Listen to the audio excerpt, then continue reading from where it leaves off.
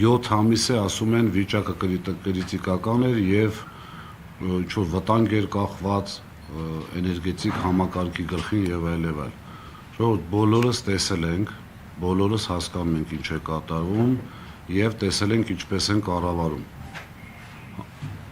Կարգավորող մարմին անգամ տեղյակ չի, քանի բաժանորդի հոսանքազրկված եղել Էրեբունու դեպքերի ժամանակ։ Հիմա պատկերացնում եք մի պահ տեսականորեն այսպես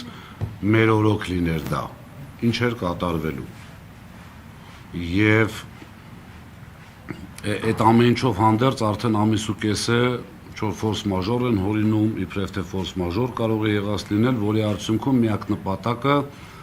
գլխավոր նպատակը չփոխհատուցելն է մեր ժողովրդին, որովհետև որոշակի ժամից հետո պարտավորություն ունի հետ մեր ժամանակ փոխհատուցվել ամբողջությամբ,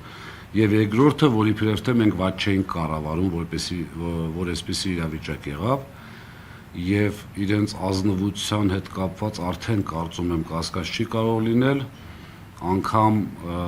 չեն ցանկանում հայտարարել, որ այդ սարքավորումները, որի արդյունքում վերացվեց այդ վթարը, տրվել է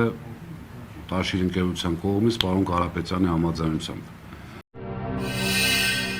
Բաժանորդագրվեք Արմատ մեդիայի ալիքներին YouTube-ում, Facebook-ում, Instagram-ում և Telegram-ում։